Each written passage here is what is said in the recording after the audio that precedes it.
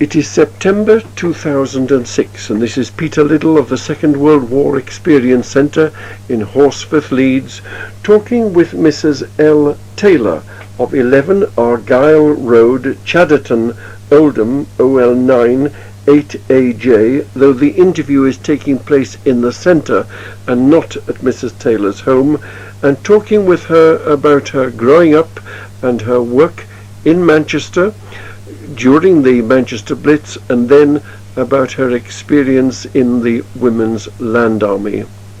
But first, Mrs. Taylor, I've got to ask you that question that a gentleman shouldn't ask a lady. When were you born and where were you born? And please tell me a little about your parents. Shall I do now? Well, I was born on City Road, Manchester, in 16th of April 1924. I went to school at City Road School, secondary school. But you haven't told me about your parents. Oh, my parents had a pub. They were a landlord and landlady, and my mother died when I was 12, and my father died on my 15th birthday. Oh. So we was just left, and my stepbrother took the pub over, and my sister and I stayed there till we were married. The name of the pub? Halfway House. On which road? City Road, Manchester. That's fine. That's what I needed. Whom it was? Now, from school, what was the first work you undertook? Milliners. Tell me about that. Where and what was your job? Port Street, Manchester. Off near Ancoat Street it was. And my job was just sort of apprentice, learning how to do stitching and modelling the hats and what have you. As far as I can remember. How many in the works? How many of you girls? I would say it was a private firm. I would say there was about 20 of us. Wages? 9 shillings and 8pence a week in the old money. Discipline? Well, we had to do as we were told. You know, if they told you to do anything, you did it. That's the only thing. What about slacking though? What about talking? Oh, you could talk. They could let you talk because you was doing your work while you were talking, because we sat at a desk with modelling the hat. You know, and I was a sort of apprentice, so I fetched and carried for everybody else. So you were an apprentice. Had you signed apprentice documents? I can't remember, to be honest. I can't remember. You were a girl in training to be a milliner. Exactly, yeah. I was only 14. Yeah. I was training, but I didn't like it. I came out of it after 12 months. And then I went to another place in Charlton Street, Manchester, where they made folders for office desks. You know, and I worked at that for about 18 months. And then they gave over. Is that a stationer's? No, it wasn't a stationer's, it was a warehouse. There's only me and another girl worked there. And it was like, how can I tell you? They're like folders that you have in the offices, and we had to put them like through a mangle, if you know what a mangle is. Yes. We had to put them like through a mangle to make them ridged. Right? But I was only there 12 months, and then they gave over, so I had to find something else. And I went from there to a little printing place in Short Street, Hulme, Manchester. But you were also living in a pub, a young girl living in a pub. Yeah. I dare say it meant happiness and lots of people around, but yes. It might also have meant sometimes difficult situations. Oh, a lot of difficult situations. There was like arguments with people being drunk and what have you. We saw all that when we was children. Fights, yes. One chap, I believe, we were there one chap on a Saturday night, and he just picked all the drinks up off the table and threw them up the wall. You know, he didn't know what he was doing, he was blind drunk, of course. And then another time, my dad, there was an Irish labourer, I can remember, it sticks in my mind. I was only 11, and this Irishman come in, and he wanted a drink, and of course he was very, very drunk. And my father said, "No, I'm not serving you." He said, "Go home and have a sleep, right, and then you can come back when you've had a sleep, thinking he'd be all right then. And he went from the what we call the vault, what was the man's domain, round to the best room, as we called it. I can remember Mother having asbestos on the tables, you know. And he went in there and he caused a rumpet in there. My dad wouldn't serve him, of course, and he caused a rumpus in there, and they had to bring the police, and they frog marched him. He came on a bike, the policeman, because there were no panda cars then, and they frog marched him to the station, and frog marching him, he kicked one, well, I believe he kicked one ankle of one of the policemen, and I think he broke the arm of another, I can't remember, but he got 5 years jail for that. But how much of this in the pub had you seen, or how much were you simply told about? Well, no, I was there when it happened. I was on the stairs, coming down the stairs. And I can remember my mother, I think a long time ago, I can remember my mother, she was cutting a sandwich in the kitchen, and she come out with a knife, and he'd got a chair, this man. My father was a big man, stout, and he was on the floor, see, he'd pushed my father on the floor. And he got this chair to hit him with it. And my mother had the knife in her hand, and she said, drop it or else I'll give you this, you see. And of course by that time the police had arrived. So I was frightened to death, I was, because I was only 11. Now this is a working class pub? Yes. Tell me whether you remember, if I were to mention poverty, would you have memories of... Well, my father's pub didn't have a lot of money, you know, and we Irene, my sister and I, when my mother died, we had to do the cleaning in that pub. I was only 12 and Irene was only, what was Irene? Irene would be 14 then. And we cleaned that pub for my father because he couldn't afford to pay a cleaner. So we had to clean that pub. And like I say, my father died on my 15th birthday. And then my stepbrother took the pub over. And then Irene and I got married from that pub. I went in the Land Army while I was in that pub. Oh yes, but I still want to talk about the years before the outbreak of war. Now, was it an area of unemployment or not? Oh yes, very poor area. Very poor. Whom it was.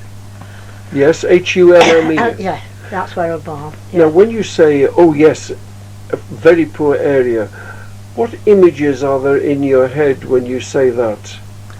Well, I used to go baby minding for the customers, and the houses, you just went in the front room, and then no hot water in the houses. You had to go in the back kitchen. There was only back kitchen, and the toilet was in the backyard, you know, and everybody was poor, more or less. You know, you couldn't afford, you were lucky if you could go to the pictures, and that was, at them days, it was only about a shilling, you know, to go to the pictures, but you couldn't afford to go. But there were a lot of poor people in, as well as ordinary working men. Some worked, some didn't. Now, September 1939, where were you working? To printers in Short Street, off City Road. Do you remember anything about Chamberlain's broadcast saying that we were at war? Oh, yeah, remember what that. memories have you got? Because everybody feared that there would be terrible air raids. Yes, we did. We got were frightened of things like that, you know, of the air raids, and we used to go in the cellar when they were there, because it was a big pub and there was big cellars, and my sister-in-law had a baby while we were there, and we used to wrap her in an eider down and take her down in the cellars for fear anything happened, you know. And when I went to tea, I'm telling you, one night with my friend and her boyfriend at Moss Side, right? And it was the night of the Blitz, and of course the sirens went at 6 o'clock, and this boy said, I must get home, my mother's on her own. He said, and I don't want to, you know, be away. So we all run through the streets, and while we was running through the streets, we had to dodge in door holes, because all we could hear was bang, you know, and all the glass was going out in the shops. We had to keep dodging in door holes. Oh, I've never been as frightened in my life as I was there. And then we got to like a place where we had to cross to get to the pub where we lived, and it was like, how can I tell you, condemned area.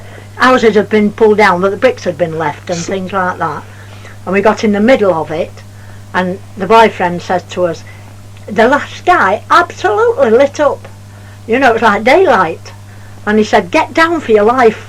So we both laid on the floor, and he put his body across the pair of us, you know. And then all of a sudden the lights went out. All this thing went out. And he said, right, get up and run for your life. Because they usually drop high incendiaries when high explosives, when they've done with the high incendiaries. So anyway, we started to run. I cut all my knee, all my stockings were cut, and my knee. And my friend cut all her head with a piece of slate coming off one of the roofs. Hit her head. Oh, like that. And you're shaking. Oh, yes. I've never been as frightened in my life. I never want to go through that again. You know, and then we just managed to get to the pub, and of course we was like, Stan went home to his parents, well, his mother, his father was dead.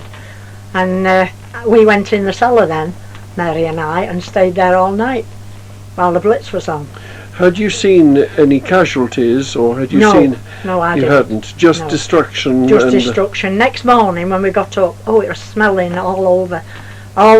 Most of the windows were out, you know, because it was a main road then, city road into Manchester. And all the windows had gone out, and you had to go to the churches then. If you had like an auntie or uncle lived down the road, you had to go and see if they were bombed out. And you had to go, you know, the notice boards at the churches, that's where they put the casualty lists.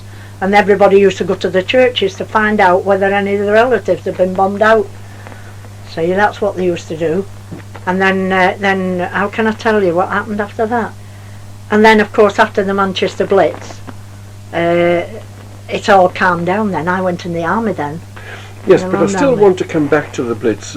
Yeah. The Blitz brings both the best and the worst out of people, and there may have been looting, but equally well, and perhaps more likely, there was evidence of people wanting to pull together, making tea or soup. Oh, we did. They all put. So my sister used to put a helmet on and walk the streets looking for casualties during the air raids. And she told me about an old lady. And she said, you have to laugh, she said. I had to laugh at her. But she said she could hear this, when a bomb had dropped. And so she said, anybody there? You know, is there anybody there? Tell me where you are. And all she could hear was, So she said, I found out with this old lady. She said, I had to laugh. She said she was on her knees, and she had a big egg on her head because a brick had hit her on her head. And she was cursing Hitler like mad. She was cursing, our Irene said she was cursing him like mad. Hitler, she said if she could get hold of him, what she wouldn't do to him. You know, and then Irene had to get her out, you see, and take her to a casualty station. Any more little pictures, because this is good, any more little pictures of your memories of Manchester in the Blitz, what you saw, what you felt, what you smelled? Yeah, well, it smelled like cordite, you could smell, but the incendiaries, they lit everywhere up. It was like daylight when they came down, you know. And then of course he told us to run. Of course we could hear the high explosive then going off. Was your place of work hit or not? No, it wasn't. And my husband, before he went in the army, he used to go fire watching because he was at the firm. Is this Stan? No, this is that's my girlfriend's boyfriend. Yes. But my husband then, I knew him then. I was only 16.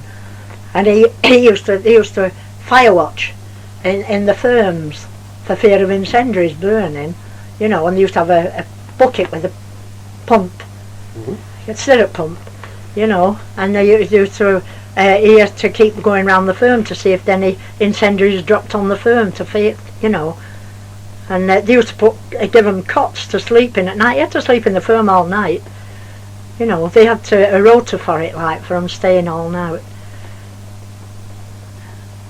And I'll never forget the Blitz though, as long as I live. Of course it wasn't just one raid, it was a whole succession of raids. Oh yeah, but that was the worst, the Manchester Blitz, because we was actually in it, the Manchester Blitz. But there was bombs dropping all the time on Manchester, but not like the Manchester Blitz, because I was actually running the streets in it while the bombs were dropping. you know. So that's... Now, you were of an age when you could have been conscripted. Well, I was when I was 19, I think I was, 18, 19. And you had to register at that age for work, or for war work, or the forces, or whatever, you know, Land Army. And I went to Dover Street in Manchester for the WAFs. And I had a full medical for the WAFs, but I have deformed toes, and they wouldn't accept me. But the officer behind the counter, like, that was interviewing me, she said, if you go to Princess Street in Manchester, there's a big warehouse there. It's where the gay village is now, to be honest. And it was, and on the second floor of that warehouse was where the recruitment place was for the Land Army. So I went straight from Dover Street, straight to the Land Army, and I signed on with them. And within a month, I'd got my uniform and where I was going and all the lot. Describe the uniform to me. I've got a photograph of it in them photographs with me in it. It was like a boater hat with the badge. I brought my badge to show you. The badge was on the front. You had like a fawn, how can I tell you, Airtex shirt, short sleeves. You had briefs, breeches. You had breeches and stockings up to here, you know, and then you had an overcoat. What about shoes? Shoes are brogues. Yes. Brogues we had, and he used to have WLA on the top of here. To be honest, I gave mine to the milkman when I came out, you know, for him, because he was only a small man, and he took it for the rounds to keep him warm, because they were very, very warm. So where were you sent? Did you have any training, or did you go straight to a farm? We went to training in Staffordshire. I can't remember what, Penkridge it was, I can remember that. We went to Penkridge in Staffordshire for a month for training. Right, we went to Penkridge in Staffordshire, and then from there they sent me to Arcombe, near Carnforth, a little village. And there was only one farmer on that farm, and his sister. They were the elderly couple, but I didn't like him. I couldn't get on with him at all. So after 6 months, we used to have a lady came from the Land Army every month to make sure that we were all right and we were happy where we were staying. And you told her that I told her I wasn't happy. What was the matter with him? Oh, he used to, well, to be honest, we used to go in the fields and collecting stones, like, you know, and then he used to just turn his back on me and make water. Never went behind a bush or anything like that. Well, me being a town girl, I was disgusted, you know, so that's what I didn't like. And I was frightened to death in the morning, because he used to get me up at 5:30 in the morning for milking. And he used to come to the bed, there was no lock on my bedroom door, you know, and he used to knock on the bedroom door. It's 5:30, and he used to have to get up and get washed and then go and milk the cows. He had about 12 cows, all hand milked, and I used to go and help him milk them, you know, and then we used to go back for breakfast. The lady used to make breakfast for us. How did you take to milking? All right. I was a bit frightened at first, you know, because the animals, they were moving, you know, but I can milk a cow with anybody. I could then. I don't know whether I could do it now, but I could then, you know. Right, the lady came and you said you weren't happy, you needed moving. Yeah. Where were you sent? My friend, I wrote to my friend, and she was in Lim. So tell me about settling in to Lim and about the nature of the work you did there. Well, I got billeted with this elderly lady, Miss Wheeler. I got billeted. She was in her 70s, and my friend was in the same house. We were both billeted in there, you know, and I was there till I come out of the Land Army. But what sort of work on this farm? General. I used to do haymaking, harvesting, stooking corn, potato picking, planting potatoes, planting cabbages. You know, it's just general farming and the fields.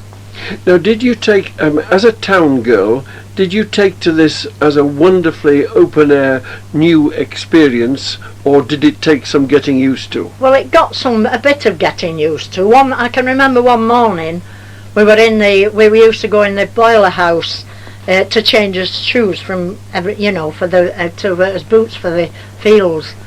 And a man come round the corner. He said, "Scatter, the bull's loose." So we all had to run up the loft as quick as we could go, and he come charging round the corner. But they caught him with the bull staff. The bull staff on the nose. Yes, on the ring. Well, you can floor a bull like that. You don't have to do that and they can floor it because it's a tender spot. That's why it has a ring in the nose. So but they got it. So we all put shoes on and went out to the fields then. But I used to walk round fields, stoking corn like that. We used to do 3 one side, 3 the other, and 1 at each end, so the wind would blow through it to dry it.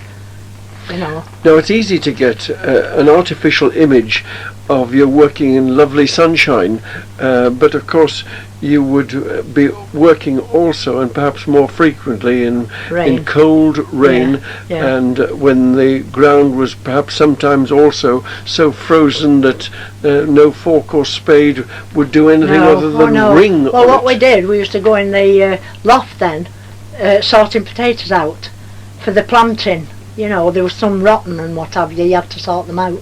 They used to put us in their loft doing that, the farmer did, for when it was raining. A nice man? Very nice. He got gored with the bull. He got badly gored. He was off work for 9 weeks. The bull, they put the bull in the shipping, and when they undid the cows and the bulls, they used to back out, to turn round to come out. And he didn't. He backed out, and Mr. Wrigley was stood in the feeding trough while the bull turned round. And instead of turning round, it went for him. And a bull, if it butts you like that, doesn't do it forward, goes like that. And its horn ripped all the skin right up to his thigh here, all through his breeches. He was off work 9 weeks. Did you see that happen? No, I did. I saw him when he came out. He was as green as grass when they brought him out. But he was off work 9 weeks with it. But they had to put the bull down, because once it's done it'll do it again. So they had to put the bull down. Now, recreation. I don't know whether there was an airfield nearby with dancers. No, there was a pub.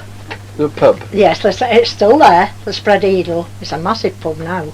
But we used to go dancing there every Friday night, and the Americans used to come from Warburton to the dances. Excuse me, and we used to go every Friday night there. That was the week's hop, sort of. And then, of course, I used to go home at the weekend, and when I went home, it was dancing at Old Trafford. I don't know whether you've heard of Old Trafford. Were you married at this stage or not? No, I wasn't married till after the war. My husband came out in the March, and I came out the same week, and we didn't know.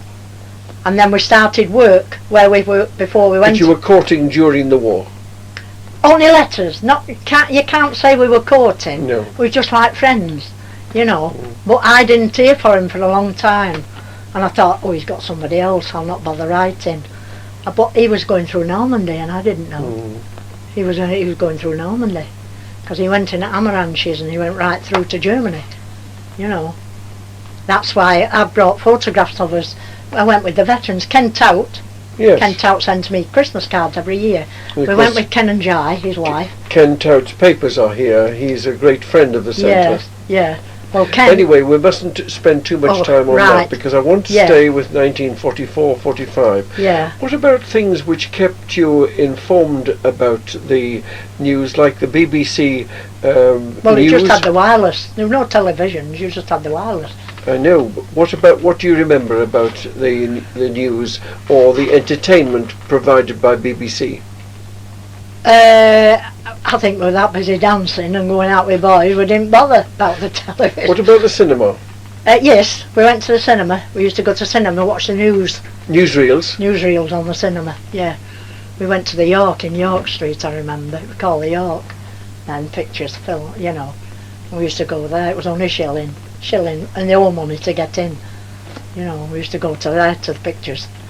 We often went to the pictures. Are there any special days that you'll never forget during your period in the Women's Land Army?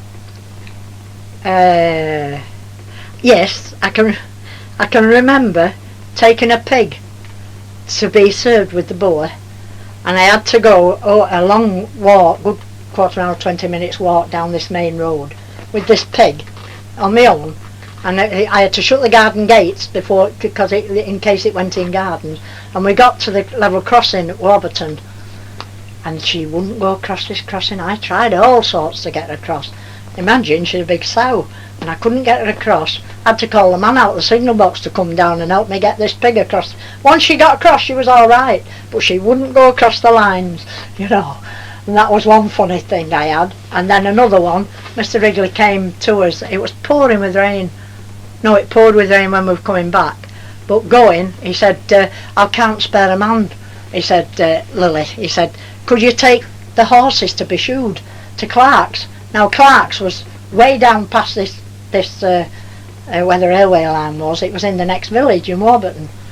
And I'd imagine these 3 dapple grey Shire horses on my own, and I took them down, but the level crossing I forgot. There was a train coming, you know, and there's me hanging on to 3 horses like this, and there was a man in a lorry, a lad in a lorry, and he kept shouting, hang on love, and I'm hanging on to I'm hanging on to these Shire horses. But when the train passed, they were okay. It was just the noise of the train. I shouldn't have been as near as I was with them. But I managed, I clung to them. I thought if they go, they'll take me with them, you know, because they were big, massive Shire horses. But I took them, and coming back, it started to rain, and really rain, you know. And I said to Mr. Clark, the blacksmith, I said, I'm not going to walk home again. I said, all through the rain. So he said, come on, I'll give you a lift. And what we did, he put his hands like that, and I put my foot on, and got hold of I'll go over one of the horses. And there were 3, so I put the 2 big horses on the curbside, and I rode on the outside where the traffic was coming. And I managed to get home, but we were wet through when we got home, the horses and me and all. You know, but I managed it, I got there. That was one of my experiences. What about VE Day? Oh, VE Day, we was when the war ended, I was been in the fields all day, and I'd gone home, and I was really tired. It was, I mean, I didn't come out the fields till about 10 o'clock at night then, and it took me an hour and a half to get home, so it was about 12 o'clock. Well, the war ended at midnight, you know, round about midnight on VE Day, and my sister come running upstairs, and she shoot me. She says, come on, we're going to Albert Square, the war's ended. Come on, we're going to Albert Square. And I said, oh, I'm not going. I turned over. But in Albert Square that night, there was dancing, singing. But you didn't Americans, go. I didn't go. I was too tired. I said, I can't do it, I'm too tired. What about VJ Day? I didn't know much about VJ Day. I can't remember what happened then. You know, only that we read in the papers, VJ Day, it's finished in the East, you know. But that, one of those letters that I've brought here for John, it was a Brussels lady. When he came out of fighting, they used to go to her for leave, you know, for 3 or 4 days, for rest, they said, and then they had to go back into front line. But in hers, she's put in it that he was very tired when he came out of the Battle of the Ardennes, you know, and I've brought the letters to show you, and that's all I can remember of it, you know.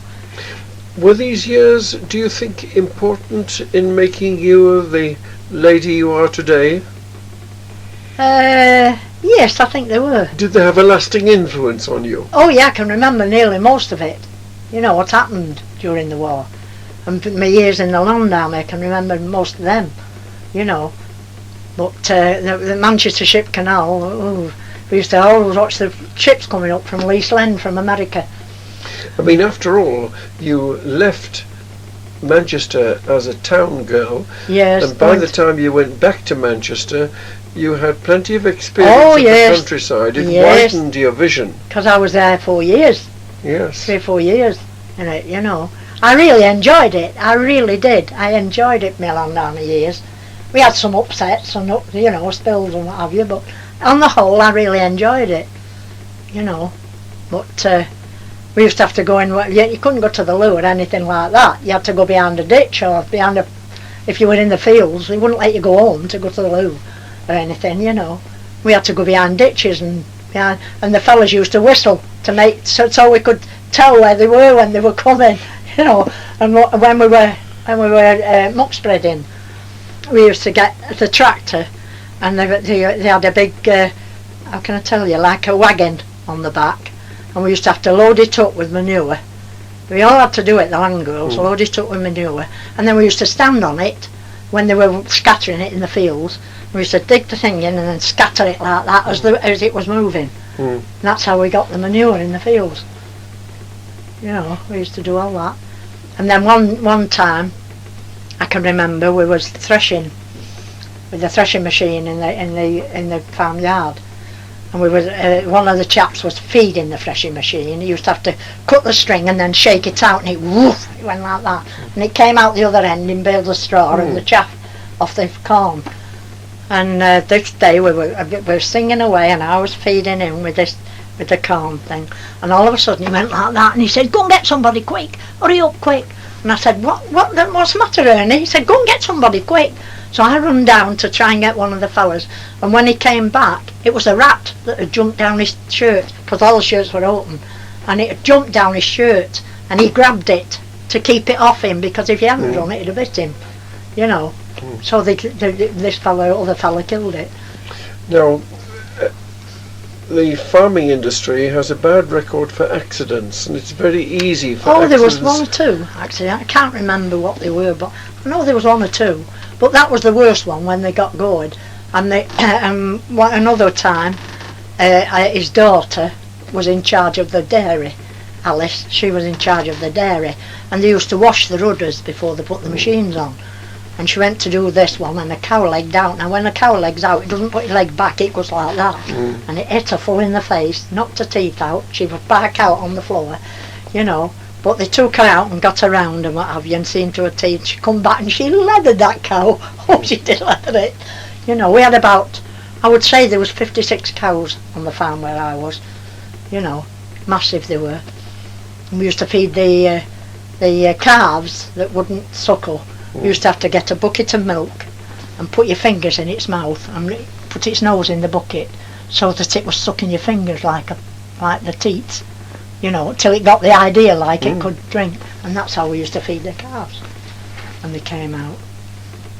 Now the pigs, there were pigs, and if they farrowed a pig, you know, they had about 14 babies when they farrowed, but they had to get them away from the pig, because if the pig lay on them, she couldn't feel it.